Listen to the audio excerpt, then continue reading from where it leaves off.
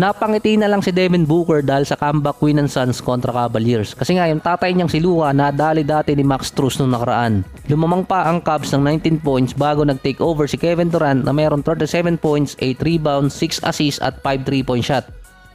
Si Devin Booker kakabalik pa lang galing injury na mayroong 27 points, 6 rebounds at 7 assists. So kasama din nila itong si Bradley Beal na mayroon namang 24 points, 5 rebounds at 4 assists na at least hindi parang eclipse yung big 3 nila.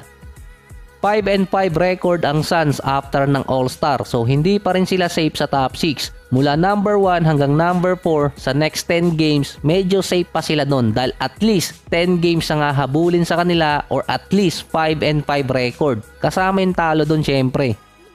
Ang Suns naman mayroon pang natitirang 17 games. Ang target pa rin sa West na panalo ay 47 wins. Ang OKC ang malapit na doon. 2 panalo na lang para sa Thunder. Ang nakadikit sa Phoenix ay Sacramento Kings. Nasa Suns ang series noon kung hindi isasama yung in-season tournament game. Lamang pa ng 2 remaining games ang Sacramento kontra Phoenix. Pero ang Lakers, Dallas at Suns 17 games na lang. Ang Suns, ang number of wins na kailangan nila makuha para makasecure ang top 6 ay 9 to 10 wins out of 17 games. Dahil nga lamang pa sila ngayon ng 2 panalo. Ang projected na standing ng Suns ay number 5, 49 and 33. So ulitin ko, projected lang yon base sa winning rate at sa BPI or Basketball Power Index, hindi yung bangko.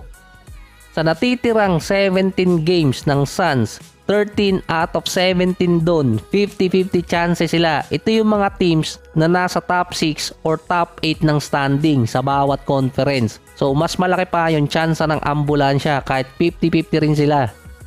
So baka sabihin hater na naman ng Suns kasi ang pinaka-critical doon, kailangan makuha ng Suns yung 9 wins bago dumating yung April 10 at 11 dahil back-to-back game yun sa Clippers. Yung last 2 games pa nila makakatapat nila ang Sacramento na pwede maghabol pa nung time na yon at yung Minnesota na posibleng naabot na naman nila yung kailangan nilang panalo.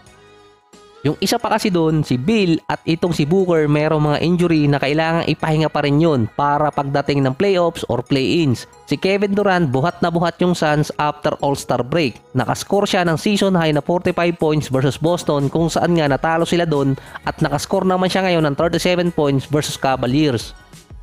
Ang huling beses na may ganitong senaryo si KD na kailangan niya maglaro ng 37 to 40 minutes per game ay 2022 season. Ito yung mga time na naghahabol ang Brooklyn papasok ng playoffs or play-ins. So naglaro pa nga sila nun sa play-ins. Sa last 19 games ni KD doon na galing siyang injury pa, naglaro siya ng 19 straight na may average siyang 39 minutes per game.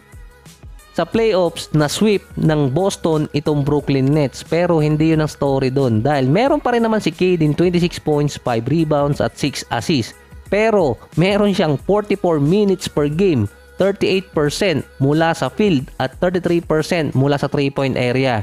Yun ang pinakamababang stats ni Kevin Durant sa postseason since 2010. Ang kalimitan nangyayari dati kapag ang team ni Kevin Durant nakasecure na ng spot sa playoffs, binababaan yung minuto niya or minsan hindi na siya pinalalaro sa last 5 or last 2 games papasok ng playoffs. Yung nilalaro ngayon ni Kevin Durant sa Suns ay halos katulad nung nilaro niya sa Brooklyn Nets noong 2022. Ngayon, 30 straight games na si KD na meron 38.8 minutes per game na minsan naglalaro pa nga siya ng nasa 40 minutes mahigit. Ito ay after All-Star break.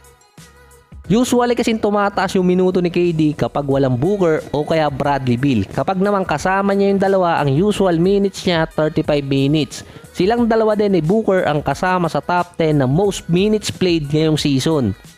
Sa 17 games na natitira, hindi pa safe ang Suns noon sa play-ins. Ang iniiwasan kasi talaga doon, ma-injured si Booker at si Beal, lalo na si Kevin Durant. Kailangan din nilang iwasan yung play-ins para magkaroon ng recovery time si Booker at si Beal. Sa last 17 games, hindi pa alam doon kung saan ipapahinga si Kevin Durant. Dahil nga, yung last 4 games din ng Suns, critical game pa yon.